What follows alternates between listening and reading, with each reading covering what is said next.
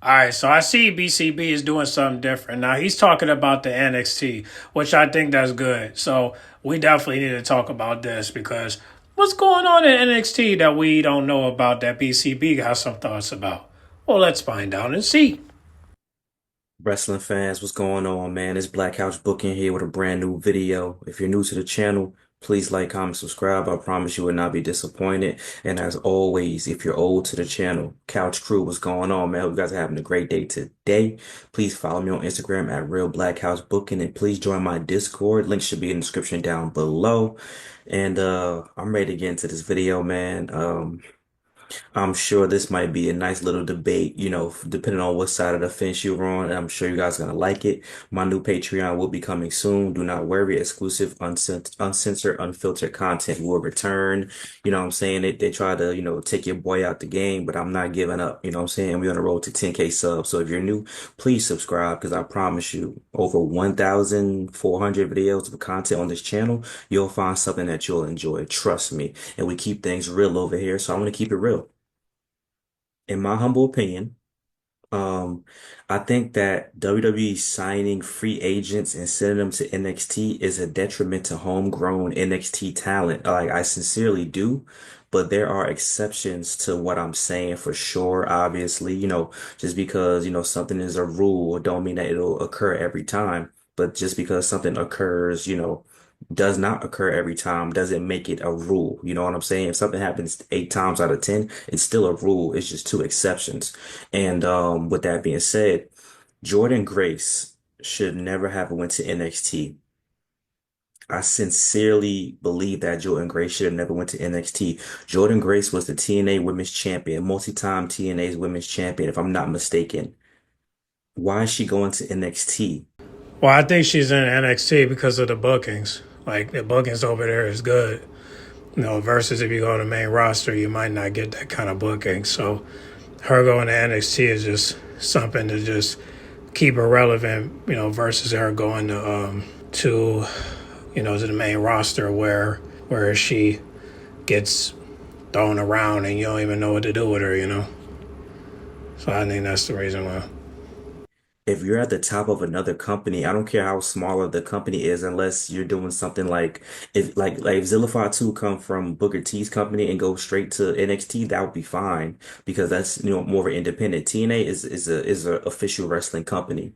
When you think about the big, not the big three, but you think about WWE, TNA, AEW, WCW, TNA, WWE, like you know what I'm saying? Like TNA is one of those. So why is Jordan Grace going to NXT and with women who are younger in their 20s, have never had a world championship opportunity, learning how to do promos, learning how to wrestle, learn how to do all these things. Where Jordan Grace has not only compete because you can't say, oh, she's going to learn the system. She's competed in what, two Royal Rumbles, and she's competed on NXT when she was the TNA Women's Champion. So why would you come back to NXT to win the NXT Women's Champion?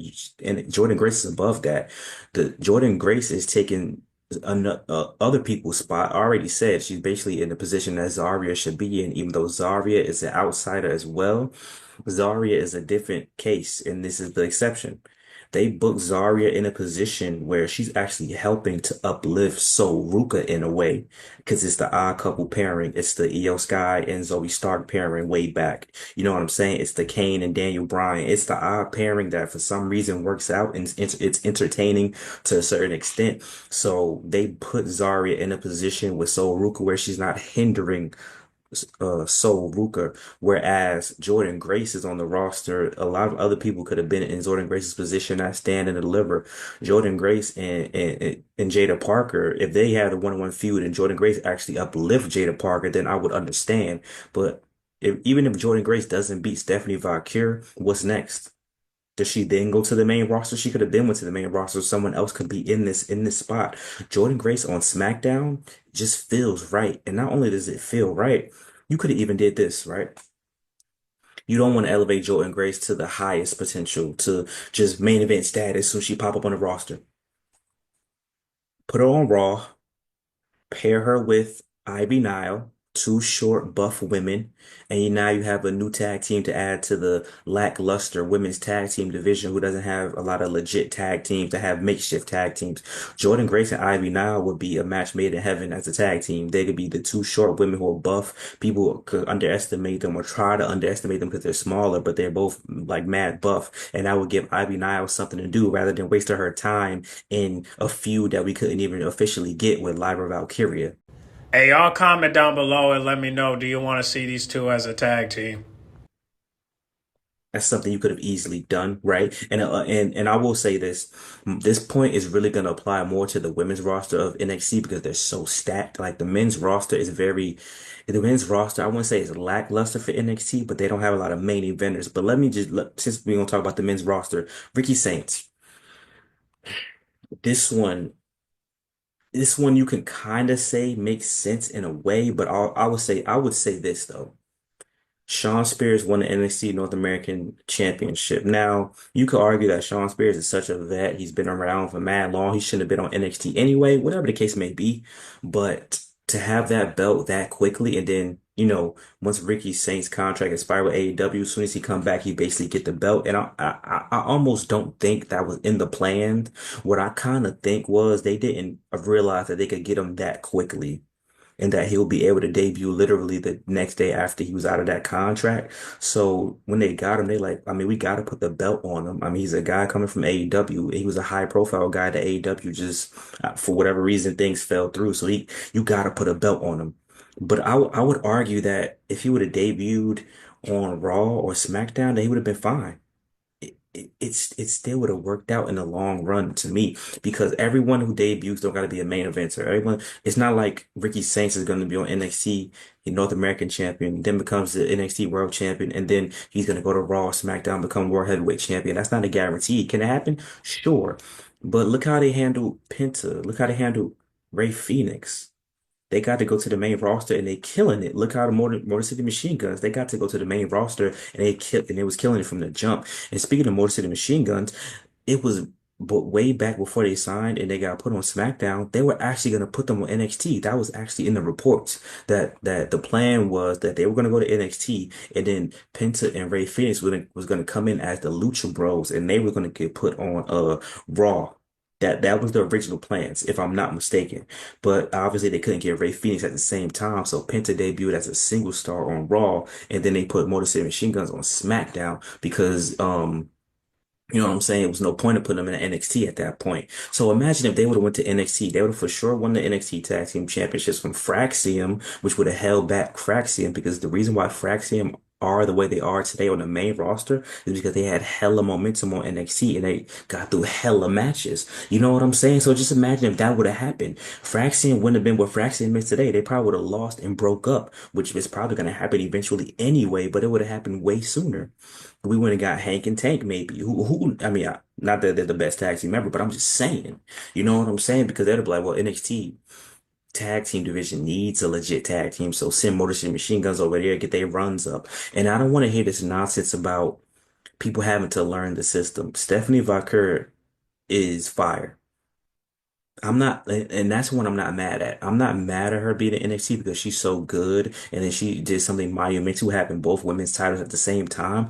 But she could have debuted like Penta. Stephanie Vaquer is good enough that she didn't need to debut in NXT because she has the look. She can wrestle. They figured out how to offset her not having the best English. It really doesn't matter at this point. She's so over that people don't care, bro. People don't care that she can't cut an amazing soliloquy, a monologue promo. People don't care about that. So she would have been straight. And then people were like, well, Julia, she had to learn the system. Bro, Julia is world class. I don't think people know that Stephanie Vaquer and Julia are world class, bro. They can wrestle a broomstick and they can wrestle a 4 to 5 star match. It really doesn't matter. You know what I'm saying? Like, at this point, I just think it's excuses for real.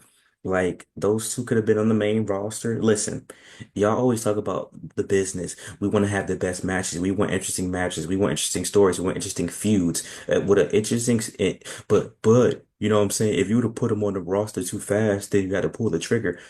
Bro, why be deprived of having Jordan Grace versus Jay Cargill on the main roster?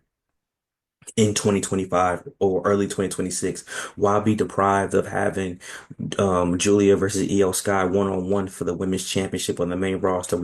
Now, I did a poll and I asked people, "Do would you like to see this at Evolution?" And 67% yes, and 33% no. So people want to see this match. Why be deprived of having um a Stephanie Valkyrie versus Asuka on the main roster? Why be deprived of that when we can have it right now? Because you're trying to eliminate the competition out the water. In order to do that, you got to have banger matches. In order to have banger matches, these free agents that you're signing outside of WWE should be on the main roster and not going to NXT, where first of all, NXT is great, and I like NXT. The casual fan doesn't really watch NXT and doesn't even know the NXT roster like that, which is why you're bringing up Julia's to the main roster, Roxanne to the main roster, even though they're not officially on the main roster. You're having Stephanie Valkyrie wrestle on the main roster, even though she's not officially on the main roster. You know that for a fact.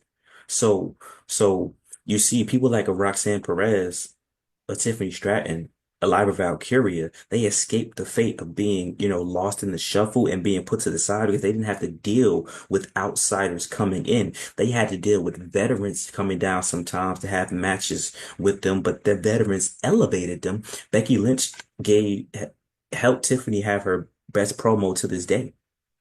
Roxanne Perez and Bailey, even though they didn't finish it, it was actually putting a light on Roxanne Perez, which then helped her get over on the main roster in the Royal Rumble and Elimination Chamber match. Lyra Valkyria, the mentorship from Becky Lynch, things of that nature. You know what I'm saying? Like all that helped them.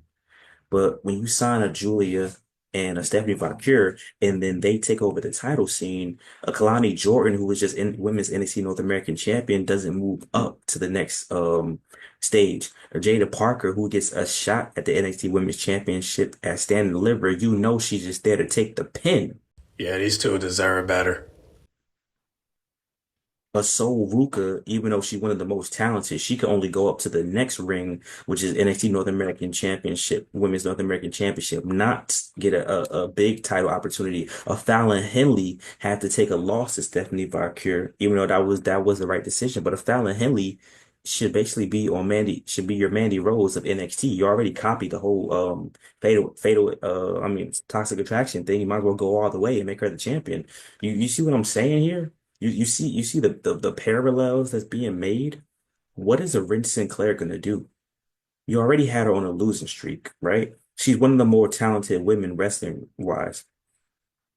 How a Lola Vice? What are you doing with Lola Vice? Even if Jordan Grace loses to Stephanie Valkyrie, then Lola Vice is next. Lola Vice is not beating Stephanie Valkyrie.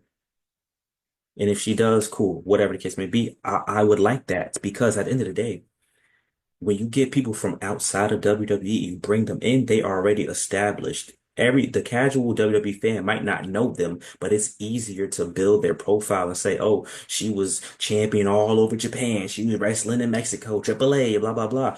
Whereas someone who was in NXT and they were a track runner for Alabama or did figure skating or whatever, you can't build them up. You can't just throw them on the main roster. That's why you have them in NXT so they can learn and develop. A lot of people who are NXT right now started wrestling training through NXT. Everybody didn't come from the independent scene. Some people literally started at NXT because they had a look, they had a certain pedigree. So I did a poll and I asked people, "Do they want to see this match?" And 90% said yes, and 10% said no. So it don't matter if Lara wins. At least she got a match against the champ. That's good. Bianca Belair was a power lifter, a bodybuilder, and doing competitions. And she started training in NXT to become a wrestler, but she was just naturally athletic. But she wasn't on the independent scene. So those people need to be on NXT. Jordan Grace doesn't need to be on NXT. She was wrestling in TNA. She's wrestling on Independence. Stephanie Valkyrie doesn't need to be on NXT. She just had a banger of a match with Mercedes Moné. Julia doesn't need to be NXT. She's one of the more renowned people in wrestling. What are we talking about? Ricky Saints built a high profile for himself on AEW to the point where AEW fans was pissed. Ethan Page is a different story, and I'm gonna tell you why Ethan Page is a different story because he actually transitioned flawlessly. He came in as a guy that a lot of people didn't recognize was at AEW, first of all. And when he came in as a great heel that caused disruption. But he also helped to elevate Trick with that feud that they had, and Trick Williams became a multi-time NXT champion. So Ethan Page actually helped Trick Williams out. However, Ethan Page doesn't still need to be there right now. This man has been wrestling for what, 19, 20 years. Why is he on NXT? Him being on NXT for that first stint to help Trick Williams get over was sensational. And then it did things by giving him a nice profile and getting the fans to buy into how good he is as a heel character. But now he's over. I just thought of something. What if Ethan Page come to the main roster and join Seth Rollins and Braun Breaker? I think that would be kind of cool, honestly. Y'all comment down below and let me know what y'all think. State is welcome. You see what Miles Bourne did to him yesterday? That's great. Build up the Miles Bournes. Build up the out the muds. Even if some of these people are duds, you have to do that. Like, I'm happy Jeff Cobbs didn't go to NXT. That would have been stupid because then he would have took someone else's position. He would have went against Obafemi for sure. It would have been a cool match. But then you taking somebody else's position that could go against Obafemi for the championship. That's homegrown talent. Do y'all see my point? That this signing of free agents and oh, the releases. How about this? Right? How about this? I'm looking. You sign a Stephanie Var. This is basically what they did. You sign a Stephanie Valkyrie. You sign a Julia. You sign a Zarya. You release a Jakara Jackson, a Cora Jade. You know what I'm saying? It was basically a trade-off almost, if you really think about it. Because let's say, okay, like realistically, let's say Cora Jade stayed. Was she gonna be Stephanie Valkyrie for the championship? Was she gonna become the NXT Women's North American Champion, or is Zarya going to take that off of Sol Ruka eventually? Hmm? When she was helping Roxanne Perez battle against Julia and Stephanie Valkyrie, were they ever really gonna win? Were they ever really gonna get over? It gives them in-ring experience. They get in-ring experience against each other, and they get in-ring experience when veterans come down regardless. They get the rest of the best in the world, cool. But it doesn't help build them to go into the main roster. Like right now, they sent Kalani Jordan up to the main roster. What would you expect? You can't expect anything. But if you send Stephanie Valkyrie up to the main roster, you know what to expect. And you would have gotten the same result even if she would have went straight to the main roster and not been on NXT because Stephanie Valkyrie is world class. You playing in my face. But you sent Penta up. Everybody don't know who Penta is, bro. Prior to the casual wrestling fan, everything they do, guys, is for the casual wrestling fan. That's what I'm trying to say. Because y'all gonna say, well, that's a dumb comparison because everybody knew Penta. Not everybody who got a Netflix account, a lot of people who got a Netflix account just started watching wrestling. Some people tune in every now and then. A lot of people don't know who Penta and Ray Phoenix was. Shoot, hella people ain't know who Motor City Machine Guns was. They've been around for hella long. I used to love Motor City Machine Guns on TNA. All I'm saying is don't stop it. Because if there's a big free agent, there's a big free agent. All I'm saying is reconsider where you send them. And I'm happy that Penta, Ray Phoenix, though Motor City Machine Guns didn't go to NXT because every signing doesn't have to go to NXT. Oh, they got to get acclimated to the product. That's what the PC is for. They got to get acclimated to the wrestling. They wrestled in front of crowds before. If you mean the wrestling style, that's what the PC is for, my guy. Go train with CM Punk at the PC. Go train with Carmelo Hayes at the PC. Go train with Cody Rhodes at the PC. That's what the PC is for, bro. Not NXT, where you're supposed to be putting the young guys and gals or whoever just literally just started wrestling out there to learn, to build, to cut for more promos, to get more screen time, to be champions, to see what it's like to be champions. Tiffany Stratton, Live Valkyria, Roxanne Perez know what it's like to be champions because they were champions in NXT. And that's going to translate to levels on the main roster. We'll see what the success is as we go, but they know what it's like. You know what I'm saying? They know what it's like. But Stephanie Valkyrie, Julia, and And Jordan Grace, they knew what it was like to be champions before they came to NXT. Jordan Grace is gonna be NXT Women's Champion one day, most likely, but she already know what it's like. So why she gotta, so essentially, you came from TNA and you gotta go to the C show. That doesn't make sense to me. Does that make logical sense? And it's not like she went to NXT because she's still gonna do storyline stuff with TNA. She hasn't done nothing with TNA since she's been on NXT. So what's the point? I can see that would be part of the invasion thing. And then TNA is like, hey, listen, I know you're not officially with us no more, but you loyal to us. We made you, blah blah blah. And that's a story. That's not a story right now. It might be in the future, but it's no point. We could have Jordan Grace versus Jade Cargill. We can have Jordan Grace versus Rhea Ripley. We can have Jordan Grace and Ivy Now as the women's tag team champions. We could have Stephanie Ryker versus Charlotte Flair. We can have Julia versus Kairi Sane. Do y'all not understand?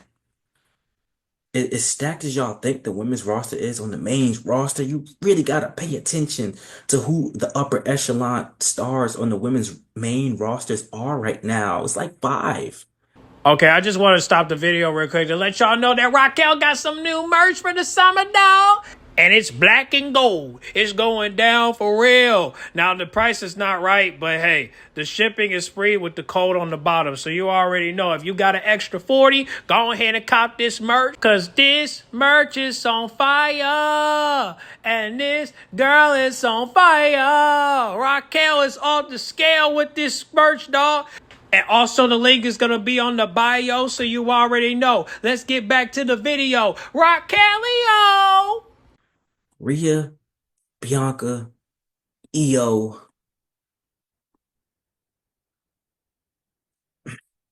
Guess you could say Tiffany, and then Charlotte and Becky, six. Everyone else is like, okay, you know what I'm saying?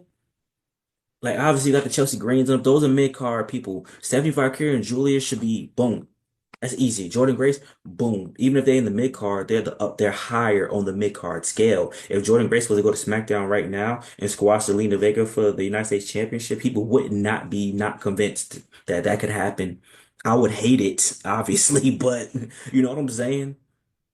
If Julia and Roxanne Perez just split right now, Julia go after Lyra's Intercontinental Championship, it would not be hard to convince me that she could beat Lyra Valkyria for the Women's Intercontinental Championship because Julia has way more experience and she essentially in the ring is a better wrestler. Like I think we going to be stunting the growth. Wesley, let me get this out the way.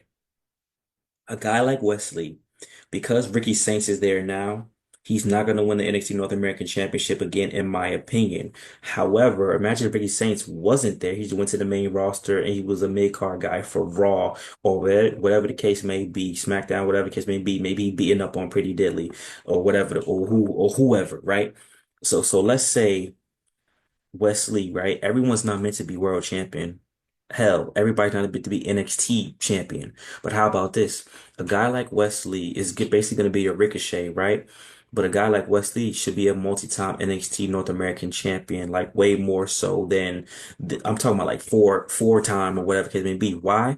Think about when the Intercontinental Championship really meant a lot. When the guys like Chris Jericho, The Miz, those type of guys were elevating the Intercontinental Championship. The NXT North American Championship could still be of high prestige depending on who's holding it. If Wes Lee is considered the greatest NXT North American champion ever, then when he goes to the main roster, people still remember that. People still give him praise for that. Whereas let's just say he went to the main roster now. Basically, people are gonna call him the next Ricochet.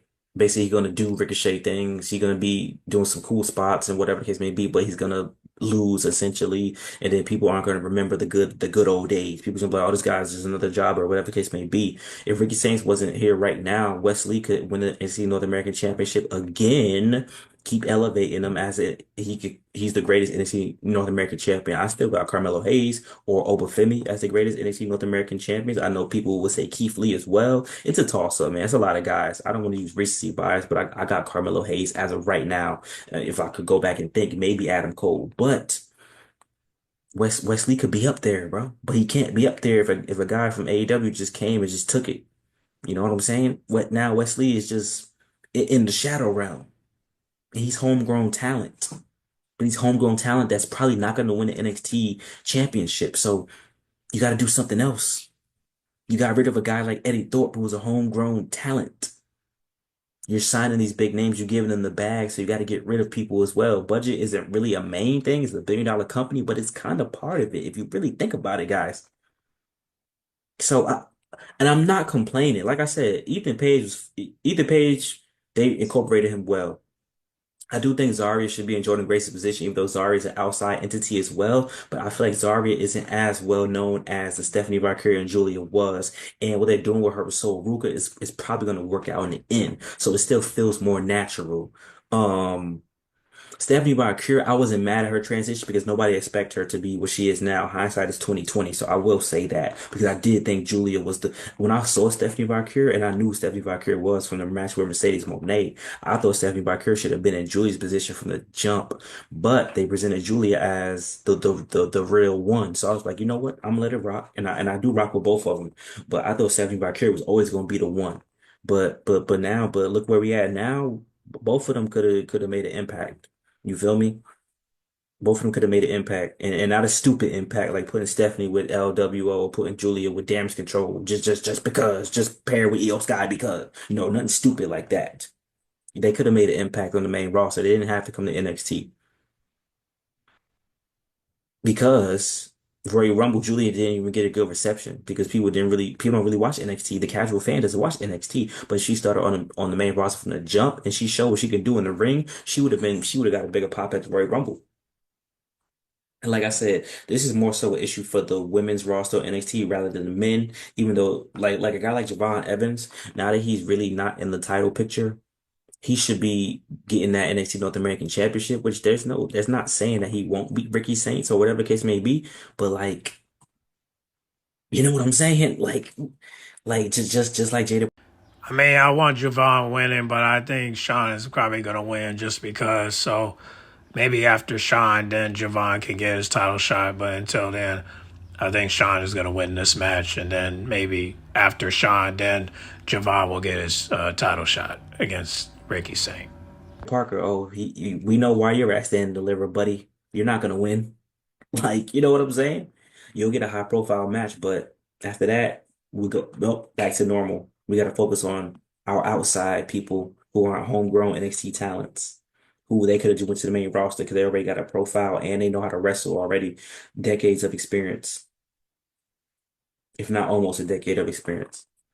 But yeah, man, I'm not like super mad about it or nothing like that. It's just certain people in the NXT roster that it's going to be very tricky if they got to keep taking a back seat to people who just got there, who, you know what I'm saying? Like, because I think, because all right, here's my progression.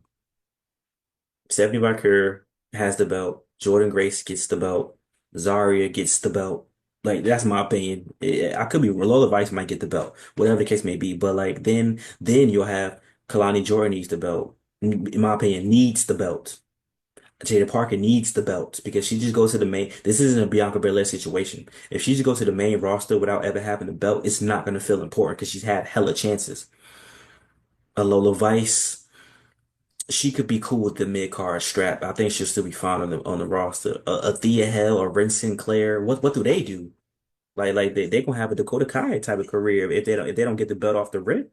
So what do you do? Like I don't know, bro. But y'all let me know, man. Like, comment, subscribe. Thank y'all for love, support as always. Hope you guys enjoyed this video today. More content coming. We're on the road to 10K, man. Let's get it. Peace. All right, so if you see the photos on the screen right now, I'm going to post these on my Instagram story. So if you follow me on Instagram, just know I'm going to do a poll. So that make sure you guys vote, all right? I'm about to post it right after I drop this video. As for everybody else, I hope the best for everyone. I hope when they do get drafted to the main roster, everybody don't get treated like jobbers.